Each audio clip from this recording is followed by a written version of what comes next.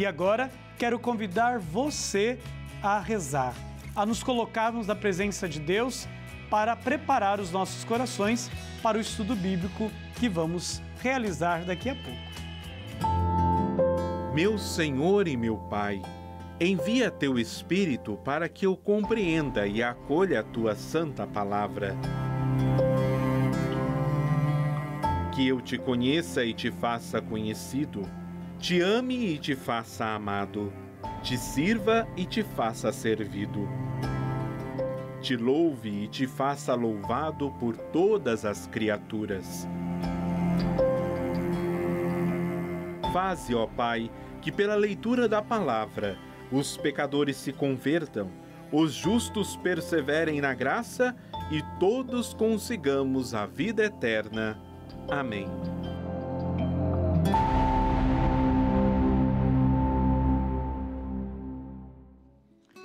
Estamos encerrando o mês de março e neste mês nós o dedicamos para estudar o livro do Levítico.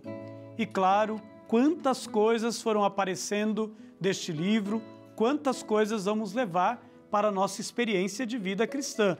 Se você perdeu algum dos nossos encontros, não deixe de ir lá na nossa página no YouTube da TV Aparecida e encontrar o programa que você não assistiu para conhecer um pouquinho mais sobre tudo aquilo que tratamos aqui neste mês. E quem está nos ajudando, e hoje nós vamos daqui a pouquinho já se despedir dela, a entender um pouco mais este livro das Sagradas Escrituras, é a professora Francisca Sirlena Cunha Oliveira Suzuki, que é doutoranda em Teologia pela PUC São Paulo, a quem já começo agradecendo por ter passado conosco este mês. Bem-vinda entre nós, Sirlene, e muito obrigado por esse tempo dedicado aqui aos nossos telespectadores para conhecerem um pouquinho mais sobre as Sagradas Escrituras. Eu que agradeço, Padre Rodrigo. Foi uma imensa alegria rever esse livro e descobrir muitas coisas, viu, nesse estudo. Muito obrigada pela oportunidade. E espero que aqueles que nos acompanharam também possam criar um gostinho, né, para poder ler esse livro e se apropriar, né, da teologia desse livro. Muito obrigada. Eu cada vez que eu leio as páginas das Sagradas Escrituras, eu fico cada vez mais encantado, né? Sobretudo porque eu gosto, né? A minha área de estudo é a liturgia, então toda a liturgia ela tem a sua fundamentação primeira na Palavra de Deus. E quanta coisa a gente falando aqui do livro do Levítico neste mês de março, eu já fui fazendo aí os links, né? Com outros temas da liturgia e que nos ajuda a entender e a viver a liturgia de uma forma mais plena. Então, muito obrigado também por ter me ajudado a fazer essa experiência. Sirlene, como que a gente pode trazer, né, todos esses ensinamentos que a gente foi estudando aqui neste mês de março para os dias atuais, para o nosso ser igreja hoje? Antes de responder, Padre Rodrigo, eu queria, assim, né, meio que concluindo já, que foi um estudo breve, né, do livro, mas eu espero sinceramente que a ideia de que o livro é antiquado, que tem ritos, que tem mais ritos e menos fé, que a teologia cristã substituiu as leis expiatórias do Levítico, enfim, né, várias coisas que se dizem. Eu gostaria de dizer isso, né, com muita alegria, de ter, se eu contribuir, né, de ter contribuído com um olhar mais generoso, né, para o livro do Levítico, porque, de fato, esse foi um livro que contribuiu para a organização da vida social e religiosa do Antigo Israel, que para nós é muito importante, né? Então, o grande objetivo desse livro é tornar possível a presença de Deus no meio daquele povo, né? Naquele momento. Então, é bom que a gente compreenda que mais que conjuntos de normas, ritos, o livro do Levítico é um sistema teológico, né? E preocupado em resguardar a aliança de Deus, a aliança que Deus fez com aquele povo.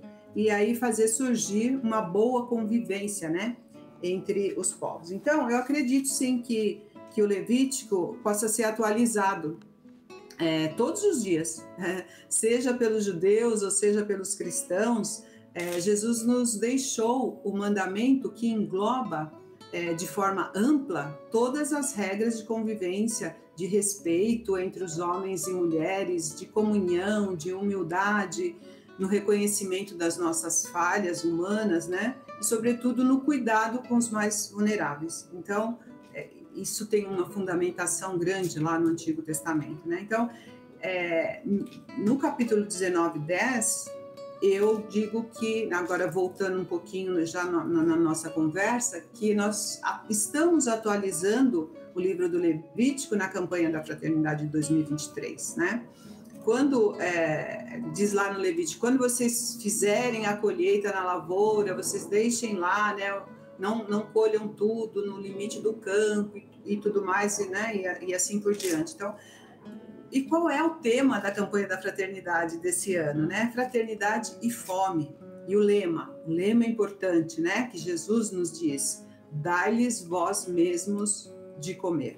Então, isso é uma atualização, ao meu ver, né? Então, o texto do Levítico está atualizado no ano de 2023, né? Isso é fantástico, numa ação contra a fome que poderá gerar recursos para ajudar a aplacar a fome de muitos, mas também, e talvez, não sei se talvez o mais importante, possa trazer reflexões no sentido de se fazer algo para que a terra, né, possa produzir alimento que chegue à mesa de todos, né? A mesa de cada criatura criada à imagem e semelhança de Deus e criada com dignidade. Então, não pode passar fome. Então, eu acho, para mim, está muito mais do que atualizado esse ano o livro de Levítico no capítulo 19, 10. E é tão interessante, né? Porque a campanha da fraternidade, ao tratar da fome, ela fala também da dignidade da pessoa. O ser humano não foi criado para o sofrimento, mas ele foi criado para viver a felicidade. E, claro, a fome, ela gera a infelicidade. Nós temos que trabalhar e temos que lutar, né, para que o bem-estar seja para todos e não apenas para um pequeno grupo. E como que a gente pode, então, relacionar o livro do Levítico com o conjunto dos livros que compõem a primeira parte das Sagradas Escrituras, que chamamos de Pentateuco?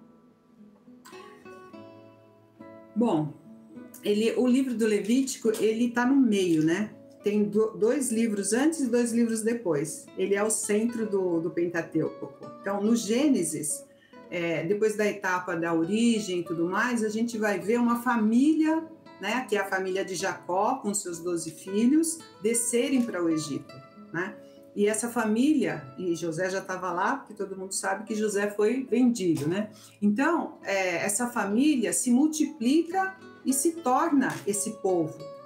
E Faraó não estava gostando muito daquela questão desse povo se multiplicar e escravizou esse povo.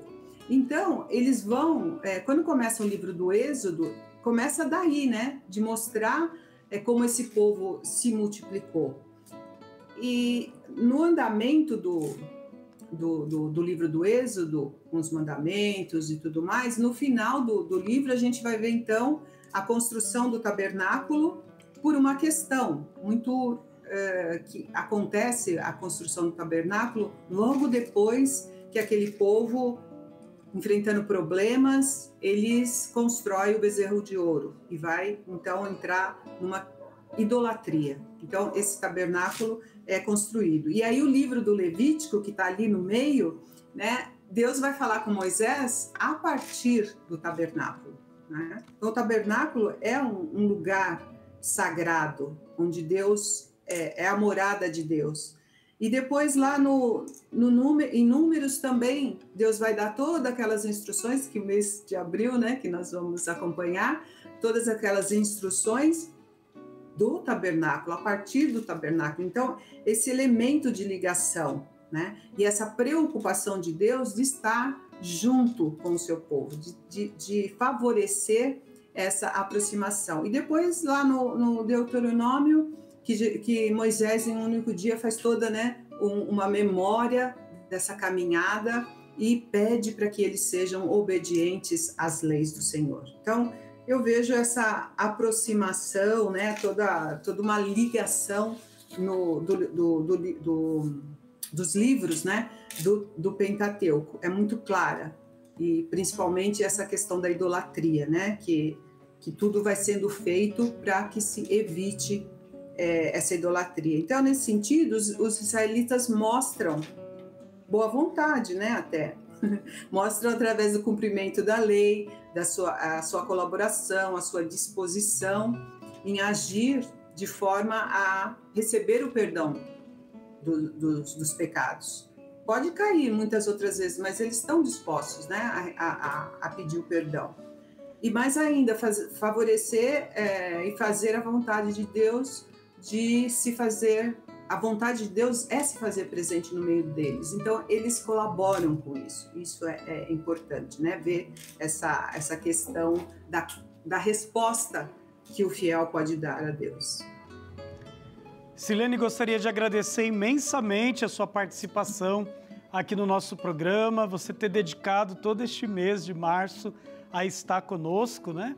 E o que eu desejo é uma frutuosa pesquisa, né? Você que está aí trabalhando no seu doutorado, construindo a sua tese, estamos juntos neste caminho, né? Estudamos juntos na PUC, que você possa contribuir, né, como leiga na nossa comunidade cristã para demonstrar a importância também do estudo das Sagradas Escrituras para nós que fazemos parte desta comunidade.